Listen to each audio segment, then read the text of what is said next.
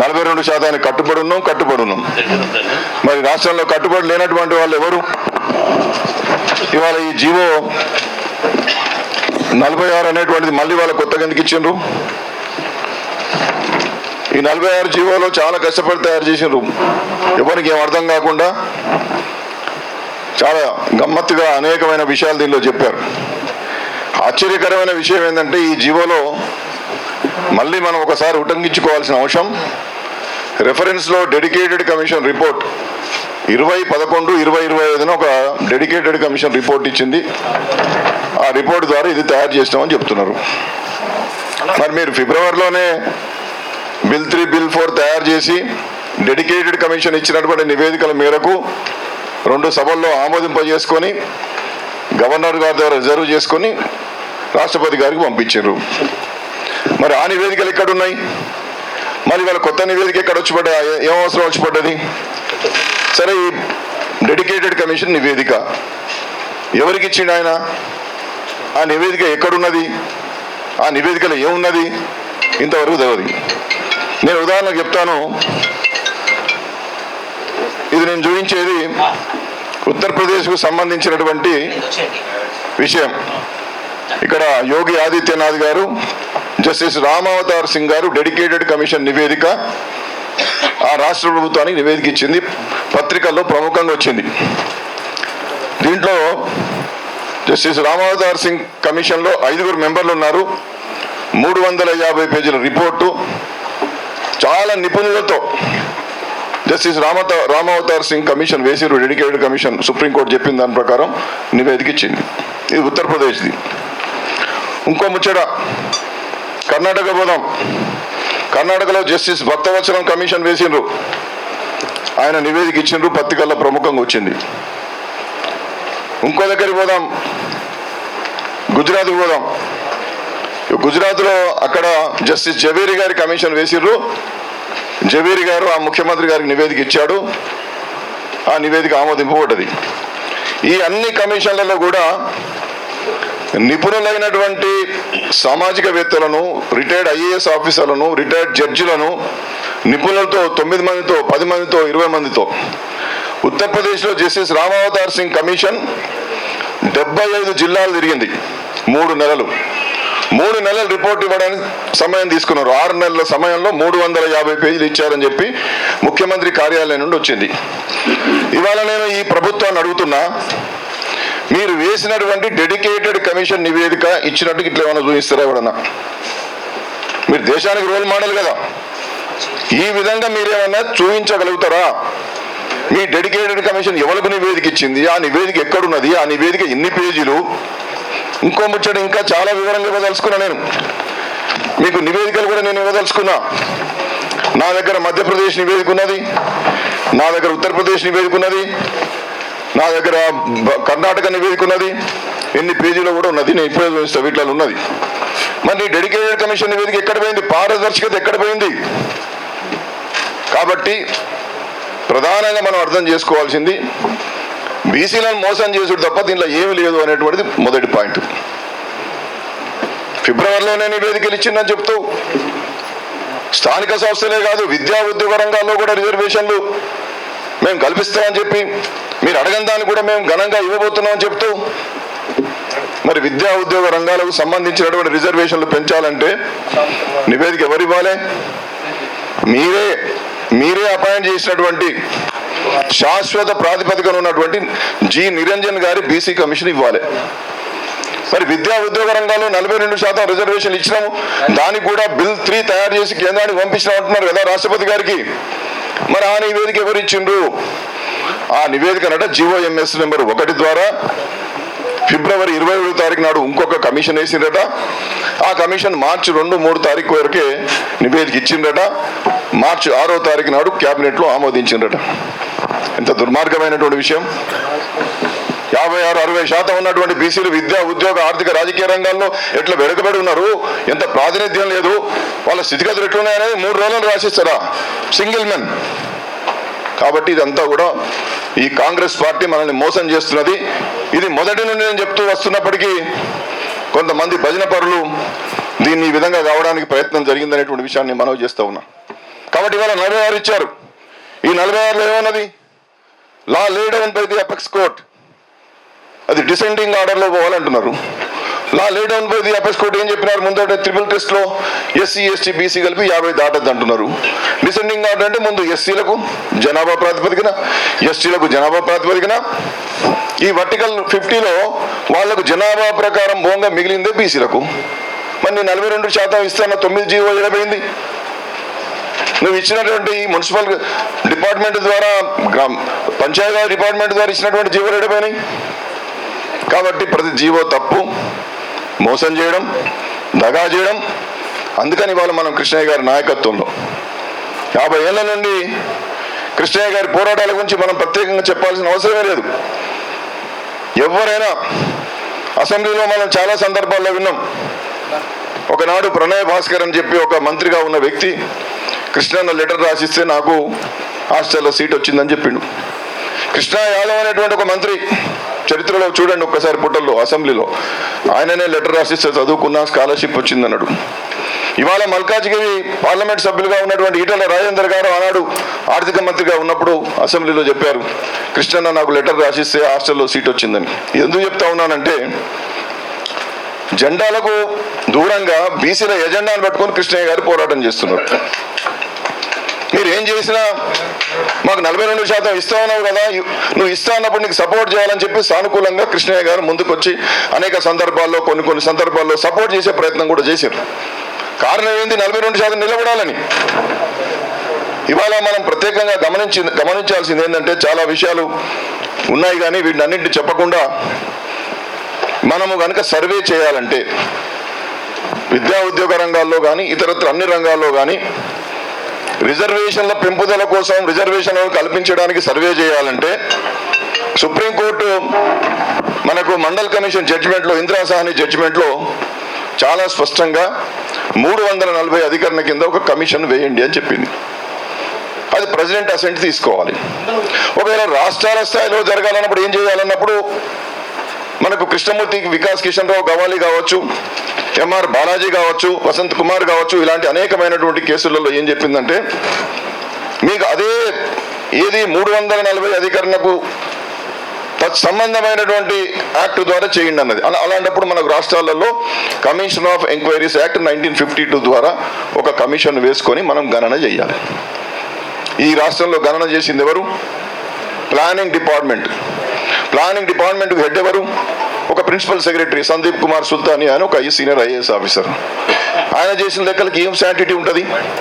ఆయన అట్లాంటి వాళ్ళు చేసినటువంటి దానికి శాంటిటీ ఉండదని చెప్పి మనకన్నా ముందే 2023-24లో అక్కడ బీహార్లో జిఏడి ద్వారా చేయిస్తే ఎగ్జిక్యూటివ్ కమిటీస్ చేసినటువంటివి, ఎగ్జిక్యూటివ్ ఆర్డర్ల ద్వారా చేసినటువంటివి మేము చెల్లుబాటు చేయలేమని చెప్పి పాట్నా హైకోర్టు అక్కడ జిఏడి చేసినటువంటి సర్వేని కొట్టివేసింది.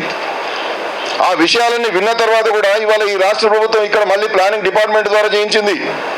కనీసం నిరంజన్ గారి బీసీ కమిషన్ ద్వారా చేయిస్తే మనకు దానికి శాంటిటీ ఉండేది. నేను ఆ రోజు కమిషన్ చైర్మన్గా ఉన్నప్పుడు మేము ఏకగ్రీవంగా తీర్మానం చేసి, మీరు బీసీ కమిషన్ ద్వారా చేయించండి లేదా ప్రత్యేక కమిషన్ అన్న వేసి చేయించండి అని చెప్పి నేను లిఖితపూర్వకంగా యునానిమస్ తీర్మానం చేసి పంపించిన. విన్నట్టే విన్నారు, ప్లానింగ్ డిపార్ట్మెంట్ ద్వారా చేయించుకున్నారు.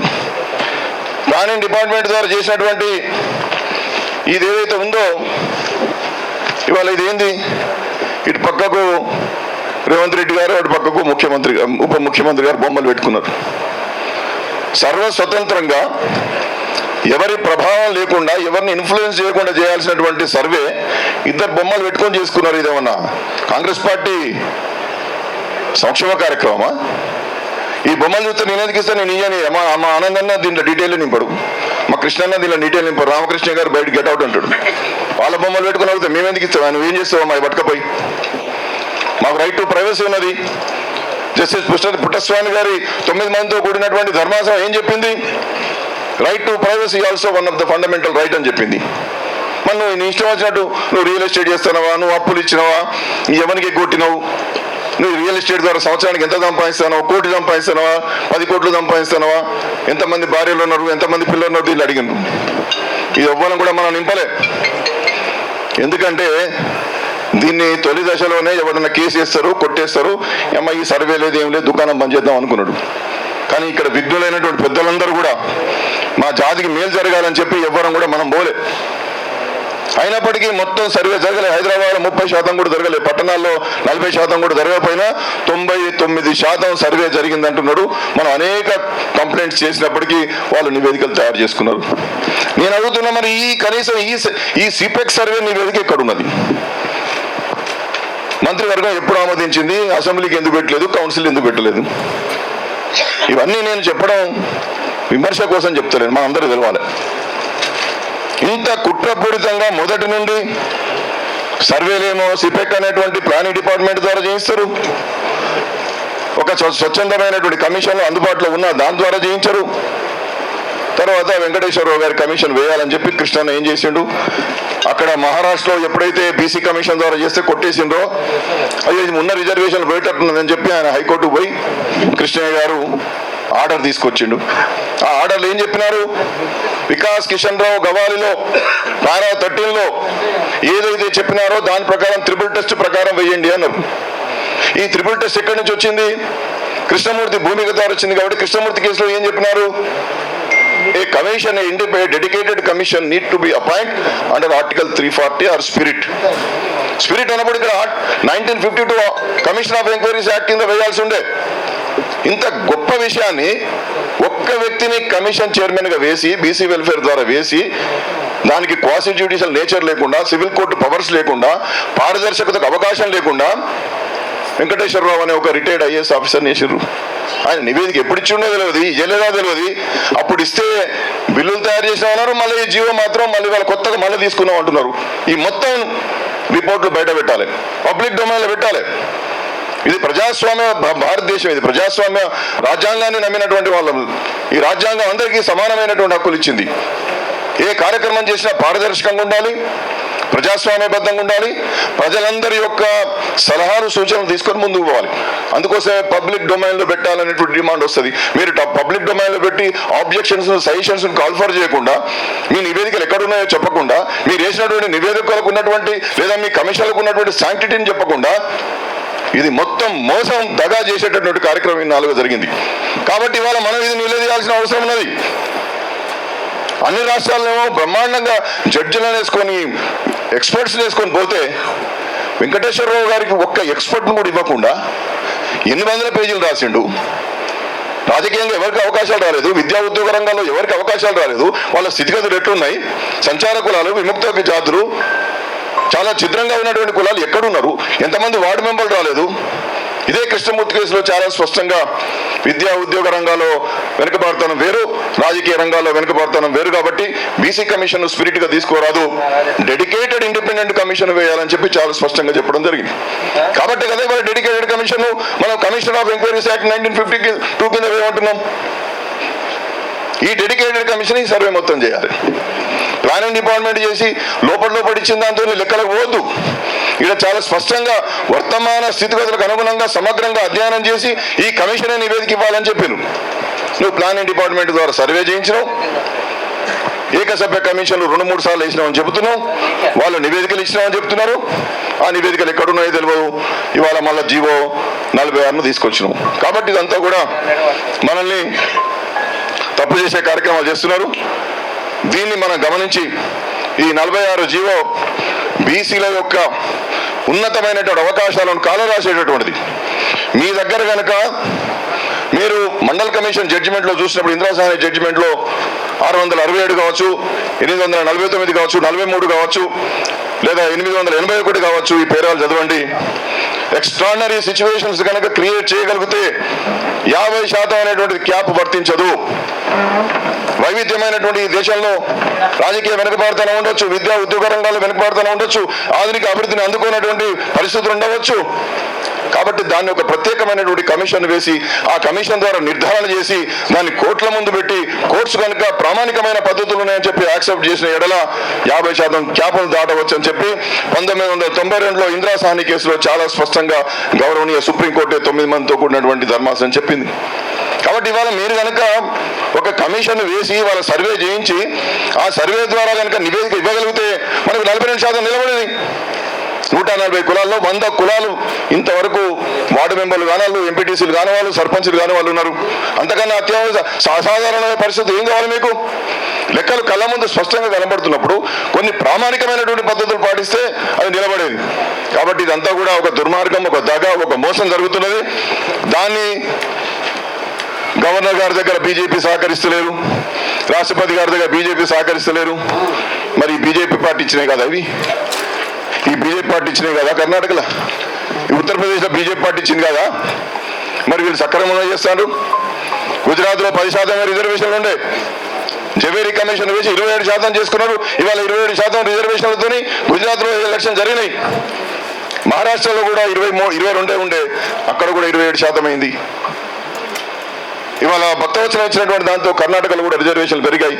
మధ్యప్రదేశ్లో గౌరీ శంకర్ బిసేన్ అనేటువంటి ఒక పెద్ద ఆయనతో ఒక 10 మందితో ఒక కమిషన్ వేస్తే, ఆ కమిషన్ ఇచ్చిన నివేదిక మేరకు మధ్యప్రదేశ్లో కూడా సక్సెస్ఫుల్గా ఎలక్షన్ చేసుకున్నారు. పద్ధతులు పాటించకపోతే బీహార్లో కూడా పాట్నా హైకోర్టు కొట్టేసింది. బీహార్లో ఎవరి ప్రభుత్వం ఉన్నది? మరి కోర్టు కొట్టేస్తే కేంద్ర ప్రభుత్వం ఎందుకు జోక్యం చేసుకుంటలేదు? కాబట్టి అల్పమైన మాటలు మాట్లాడదు. న్యాయస్థానాలు వేరు, న్యాయమూర్తులు వేరు, తీర్పులు వేరు, ఎగ్జిక్యూటివ్ బాడీ వేరు. కార్యనిర్వాహక మండలి న్యాయ వ్యవస్థను ప్రభావితం చేస్తుందని ఊరికనే బట్టగాల్సి మీదేస్తే సరిపోదు. ఇవాటి కూడా పాట్నా బీహార్లో ఆ యొక్క 60% సంబంధించినటువంటి చట్టాన్ని అక్కడ పాట్నా హైకోర్టు కొట్టివేస్తే సుప్రీంకోర్టు మనకు స్టే ఇవ్వలేదు. కాబట్టి కేంద్ర ప్రభుత్వాలు రాజ్యాంగాధిపతుల మీద జోక్యం చేసుకోవు, గవర్నమెంట్ ఉన్నప్పటికీ కూడా. వాటి బట్టగాల్సి మీదేసే ప్రయత్నాలు మానుకొని ఈ ప్రభుత్వానికి చిత్తశుద్ధి ఉంటే మీరు ఎట్లా నిలబెడతారో నిలబెట్టండి. జీవో 9 నిన్ను ఎవడియమన్నాడు, జీవో 46 నిన్ను ఎవడియమన్నాడు? ఇవాళ నేను ఒకటే అడుగుతా ఉన్నాను, జీవో 9 నువ్వు మద్దతు ఇచ్చావు 42% అని. బీసీ వెల్ఫేర్ డిపార్ట్మెంట్ ద్వారా ఇచ్చారు. ఎలక్షన్లు ఏమో పంచాయతీరాజ్ మున్సిపల్ జరగాలి, జీవో ఏమో బీసీ వెల్ఫేర్ నుండి ఒక యాక్టింగ్ స్పెషల్ సిఎస్ ద్వారా ఇచ్చారు. ఇవాళ నన్ను అడగాలని కోర్టుకు పోతే 1 నిమిషాలకు పోతుంది. కాబట్టి ఒక్క నిమిషం అన్న కూర్చో ఒక్క నిమిషం కూర్చో. కాబట్టి కూర్చో, నేను సోది మాట్లాడుతున్నా, నీకు తెలుసు ఆ విషయాలంతా. ఆగండి, కూర్చో. కాబట్టి ఇవాళ నేను అన్న ఒక నిమిషం సబ్జెక్టును కిల్ చేసి భజన చేసి ఆఖరికి మనం రోడ్డు మీద తీసుకొచ్చారు. పూలాభిషేకాలు పాలాభిషేకాలు చేసి 50 ఏళ్ళు ఈయన పోరాటం చేస్తాడు. ఎప్పుడన్నా కాంప్రమైజ్ అయిందా? తెలుగుదేశంలో ఉన్నాడు, ఎమ్మెల్యేగా ఉన్నాడు, జెండా పట్టుకున్నాడా? ఇవాళ బీజేపీ ఎంపీ ఉన్నాడు, ఇవాళ ఏనాడన్నా ఇప్పుడు మాట్లాడుతున్నాడా? నేను ఉపన్యాస పోటీలో పాల్గొంటేనన్నా నాకు నువ్వేం ప్రైజ్ ఇచ్చేది. కాబట్టి ఇవాళ విషయం తెలియకుండా మోసం చేసే కార్యక్రమాలు చేస్తున్నారు, దగా చేసే కార్యక్రమాలు చేస్తున్నారు. ఇవాళ 42% నిలబడుతుందా? నేను ఛాలెంజ్ కూడా చెప్తాను రేవంత్ రెడ్డి గారికి, నువ్వు ఇండిపెండెంట్ కమిషన్ కనుక వెయ్యి, కమిషన్ ద్వారా మొత్తం చేయించు, ఎందుకు నిలబడదు? కాబట్టి వాళ్ళ మోసం చేస్తున్నటువంటి ప్రభుత్వాన్ని ఎండగట్టి బీసీలకు న్యాయం జరగడానికి ప్రయత్నం చేయాలి. నేను కూడా ఒక రాజకీయ పార్టీలో ఉన్నా, మా ఆనందం ఒక రాజకీయ పార్టీలో ఉన్నాడు. ఇవాళ ఉంటాం, కానీ అందరం ఏకం కావాలి. సిద్ధాంతం విషయంలో, తల్లి లాంటి సిద్ధాంతం విషయంలో అందరం ఏకం కావాలి. అదే వాళ్ళ లక్ష్యం. అందుకని ఇవాళ ఈ 46 జీవో ఏదైతే ఉన్నదో, ఈ 46 జీవోను నువ్వు వెనక్కి తీసుకోవాలి. అన్నగారి నాయకత్వంలో మనం ఏ విధంగా ముందుకు పోదాం, ఏం చేద్దాం, జిల్లాలు తిరుగుదామా, బహిరంగ సభలు పెడదామా, రాష్ట్రారోగ్యాలు చేద్దామా, దీక్షలు తీసుకుందామా, మీ అందరి ఒపీనియన్స్ తర్వాత నిర్ణయాలు జరుగుతాయి. ముందు నేను సమాచారాన్ని ఇస్తున్నాను. ఎందుకంటే అన్నా నేను డెడికేటెడ్ కమిషన్గా బీసీ కమిషన్ చైర్మన్గా చేసిన రిపోర్ట్లు ఇచ్చినాను కాబట్టి చెప్తున్నా. ఎట్లా మోసం జరిగిందనేటువంటి విషయాన్ని చెప్తున్నా. నీకు ఒకటే మనవి చేస్తున్నా, పీసీ ఘోష్ గారి కమిషన్ వేసిర్రు, కమిషన్ ఆఫ్ ఎంక్వైరీస్ యాక్ట్ 1952 కింద వేసిరు కాబట్టి కేసీఆర్ గారికి సమన్ పంపిన, హరీష్ రావు పంపిన ఉరికొచ్చాడు. ఎస్సీ క్లాసిఫికేషన్ ద్వారా షమీమ్ అఖ్తర్ గారిని, జస్టిస్ షమీమ్ అఖ్తర్ గారిని వేసిర్రు, కమిషన్ ఆఫ్ ఎంక్వైరీస్ యాక్ట్ కింద వేసిరు కాబట్టి ఎవరు రమ్మని ఆయన దగ్గరికి వచ్చిండ్రు. భూసాని వెంకటేశ్వరరావు గారి కమిషన్ బట్టి ఎగ్జిక్యూటివ్ ఆర్డర్ ద్వారా ఇచ్చిండ్రు, ఆయన ఎవరిని విలువలేదు, ఆయన దగ్గరికి ఎవరు రాలేదు. కారణం ఏంటంటే ఆయనకు పవర్ లేదు. బీసీలకు వచ్చే వరకు మోసం చేస్తున్నారు, దగా చేస్తున్నారు. ఒక్క టైం కొట్టించాడు కదా, అదే టైం కొట్టించేది ఈయన కూడా ఇస్తే అయిపోతుంది కదా. అంటే అది నిలబడద్దు, 42% ఇవ్వద్దు, బీసీలు కనీసం వార్డు మెంబర్లు కూడా కావద్దు అనేటువంటి ఒక డోకాబాజీ, ఒక కుట్రపూరితమైన ఆలోచనతోని, ఒక రహస్య ఎజెండాతో మనల్ని అందరినీ కూడా ఇన్ని నాలుగు తప్పుదో పట్టించారు. కాబట్టి దయచేసి అర్థం చేసుకోవాలి, దీన్ని ఎట్లా నిలబెడదాం, దీన్ని ఎట్లా తీసుకుపోదాం. ఇవాళ కేవలం స్థానిక సంస్థలకే పరిమితం కాకుండా రానున్నటువంటి రోజుల్లో చట్టసభల్లో ఏ విధంగా సాధిద్దామని ఇవాళ 26 మార్చి నుండి జనాభా గణనలో కులగణన చేసేటటువంటి ఒక మహత్తరమైన అవకాశం ఇవాళ కేంద్ర ప్రభుత్వం తీసుకున్నది. రేపు జనాభా గణనలో కులగణన జరగబోతున్నది. కులగణన జరిగిన తర్వాత ఎవరు ఎట్లా బతుకుతాడు, ఎవరి పరిస్థితి ఏందో తెలిస్తే అప్పుడు నిజంగా కూడా ఈ సమస్యలన్నీ పరిష్కారం అవుతాయి. చట్టసభలో రిజర్వేషన్లు వస్తాయి, జనాభా ప్రకారం స్థానిక సంస్థల్లో రిజర్వేషన్లు వస్తాయి, విద్యా ఉద్యోగ రంగంలో రిజర్వేషన్లు వస్తాయి. ఈ 50% క్యాప్ అనేది ఎగిరిపోతుంది. ఆ విధంగా పగడ్బందీ పనిచేస్తున్నటువంటి వాళ్ళ పక్షాన మనం దానికి అనుకూలంగా నిలబడుతూనే మన హక్కులను సాధించుకోవడానికి ఏ విధంగా ముందుకు పోదాం అనేటువంటి విషయాన్ని మీరందరూ కూడా పెద్దలు చెప్పాలని చెప్పి, నేను కేవలం ఏదో తెలుసు అనేటువంటి దాంతో నేను మాట్లాడలేదు, దయతో నన్ను క్షమించాలి ఎవరైనా తప్పుగా భావిస్తే. నేను విషయాలు తెలవాలి, ఎట్లా జరుగుతుందో తెలవాలి, వేరే రాష్ట్రాలు ఎట్లా సక్సెస్ అవుతానో మనం ఎందుకు సక్సెస్ అవుతలేము అనేటువంటి దాని మీద ఆలోచన చేయాలని చెప్పి, ఈ జీవో 46ను వెంటనే ఉపసంహరించుకోవాలి.